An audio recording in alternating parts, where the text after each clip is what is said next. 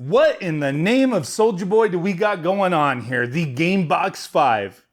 Looks like a PlayStation 5, but this box is quite a bit smaller than an actual PS5. Sold on Amazon.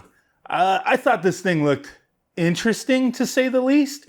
Got some DualSense looking controllers in there. We do have a real one to compare. You know, why not, right?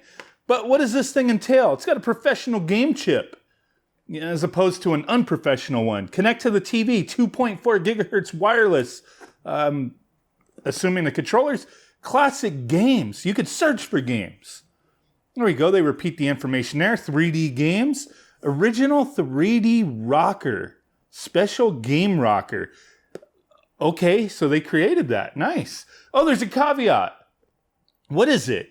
A choking hazard. You might choke on this. Not for little babies. Don't play with this. Children under the age of 14, you gotta be accompanied by an adult. The company is committed to improving product quality, constantly launching updates. I highly doubt that. And then it says, reminder, this device has no built-in games. Users need to install their own. Copyright issue caused by the program has nothing to do with the company.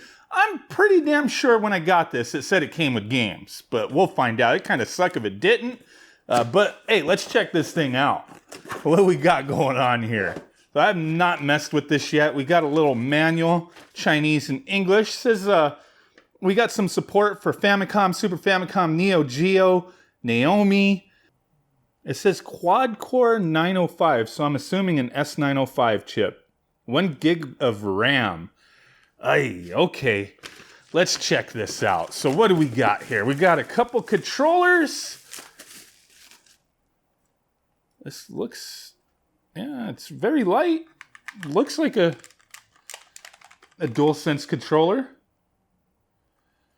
Like they just copied the mold and, made a little analog controller. I ain't mad at them. But it feels cheap. What do we got in here? Okay, 2 AAAs.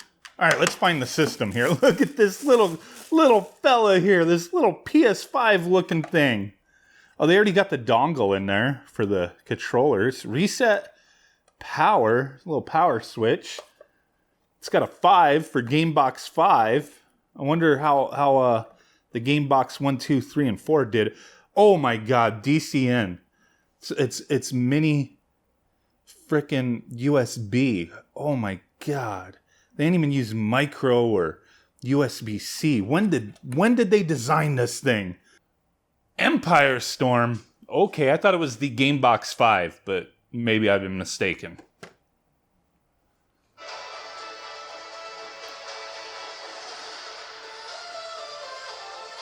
A Street Fighter 5 promo video? Oh, what? Okay. So what do we got here? God, this thing feels so hollow even after having batteries put into it. Home button doesn't do anything. Start button doesn't do anything. Oh, it says start and select to go to the menu. Okay, so Emulation 4.5 is what we're rocking here.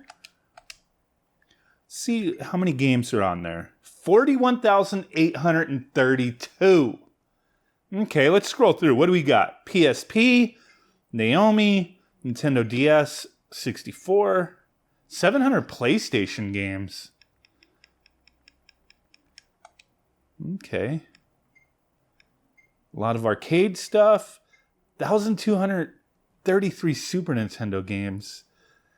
Yeah, some of these counts are going to be... Whoa! Almost 4,000 NES games. The hell? Ah, duplicates. Of course. Of course. That's the only way you could get that many games on the NES. Have every region, duplicates, hacks, just all combined. Whatever.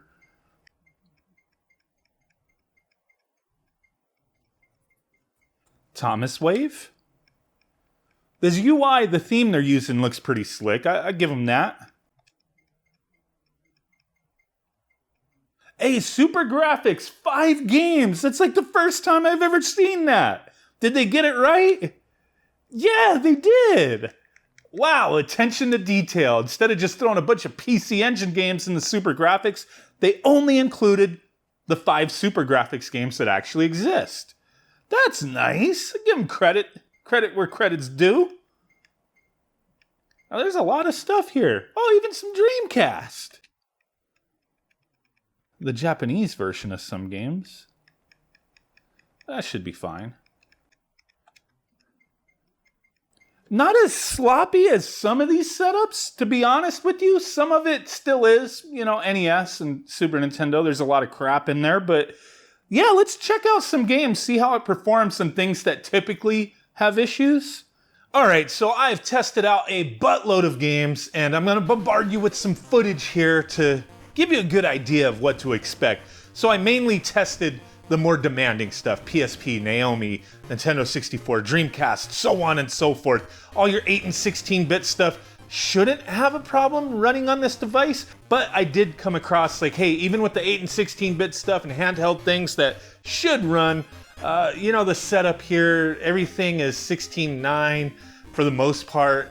Everything's just stretched the hell out, you know. Some people like that. Whatever you do in the privacy of your own home is your own damn business. But as far as the more demanding stuff, you know, Nintendo 64, it seemed like some things ran okay, some things didn't. It's the typical mixed bag here. Now, Dreamcast, Naomi, Atomis Wave, those systems, there's some things I found that ran okay, but this is such an underpowered system compared to some, you know, recent ones that I've reviewed, that yeah, we're running into issues here. Games that I've had run perfectly fine on a similarly priced device just doesn't run well here, either slowed down or glitches, that kind of thing. You know, and then moving into like PSP, there's gonna be a good portion of games there that run okay, but you'll find some that have slowdown. And then PlayStation 1, a system that runs on everything. Again, with these devices, this is like a 128 gigabyte micro SD card they put in here with over 40,000 games, and they have 700 PlayStation 1 games. Not the largest games in the world, but they do take up a lot of space. They're disc-based games. So here, they've heavily compressed them, or they're bad rips, I don't know. It's the same damn thing again. No music in my PS1 games. Who wants that? That makes no sense to me.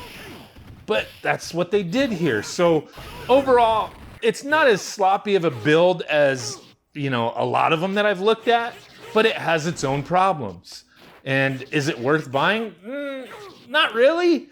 I mean, there's so many options out there. One day we'll come across one that's just like, hey, most of the stuff runs. It's really tailored towards the actual device, the specs of the device, where the games they put on there run fine. Not, you know, having a bunch of duplicates. This one I do give credit. Like, the duplicate game isn't as bad as a lot of them I've looked at. It's just not as sloppy, but there you go. For me, this mini PS5 is a pass.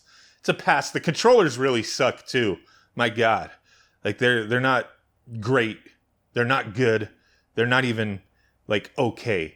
They're barely passable. But you can use other controllers on here if you wanted. There you go. Thanks for watching. Bye.